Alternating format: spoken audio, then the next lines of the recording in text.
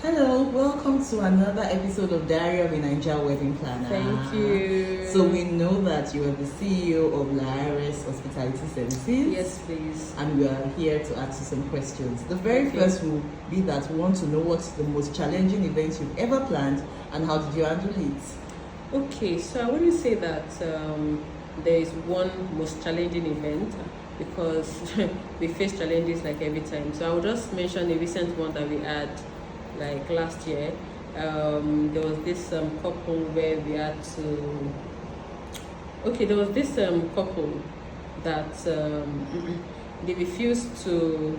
I wouldn't say that they didn't refuse, but on the catering they refused to do the needful. So on the day of the event, the caterer didn't come with plates. She came with only 5 waiters for about 500, 600 guests, and we had to everybody like hostesses. Plan. I was serving food. I was serving because in fact the waiters were babies. They were babies, and we had talked about this during the planning session. But then again, so sometimes we encounter things like this, and even though she had like her friends didn't even know what was going on. They just kept shouting and making they were being a nuisance, if I'm being honest. They were being a nuisance, but I couldn't blame them as well because they didn't know what has gone down. But we've tried explaining to them, but really, how many people can you explain to? So all our waiters, our hostesses, coordinators were all serving food. I was serving food, they were dishing food. The caterer came with just 5 waiters. In fact, she came with just 4 waiters, and they couldn't even dish. They didn't even know how to. She didn't even come with dishing spoons. So we had to improvise. I had to rent cutlery and plates from a vendor, and it was even very swift. It came in less than 20 minutes. It was there. Wow. So we were able to. We didn't entirely. We managed it as best as we could. That's what I would say. Well as done. Best as we could. Well done. So yeah, that's just one out of the many challenging events that we've had. But somehow, because we are planners, we have to find ways around it. Because whatever the case is, they will still blame us. So somehow we have to find a way around it, and that was what we tried to do.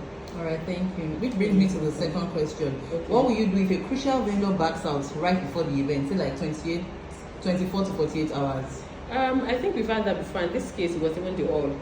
For some reason, we couldn't use that all. I think it was a day too, and we had to get another all. Like it was 2 days too actually, and we had to get another all. But yes, as sad as this may sound, or as crazy as it may sound, we're actually planners, and part of our job is to manage situations like this, and that's what we've been trying to do for the past 10 years. We've been managing situations like this.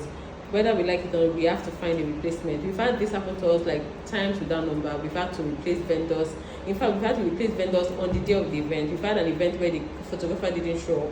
Wow. He didn't show up on the day, and the hotel the night before, and we had to make like alternative arrangements on that day. And this is why they say good relationship with vendors. We need to have like good relationship with vendors that we can call, and if we are lucky, because they're also busy. So they're busy people, but if we are lucky and God is on our side that day, we will get a replacement. So we've had to manage things like this over the years, and we're still doing that till now. Thank you for the response. And the last and final question. Okay. How do you manage difficult vendors, especially the vendor is from the client?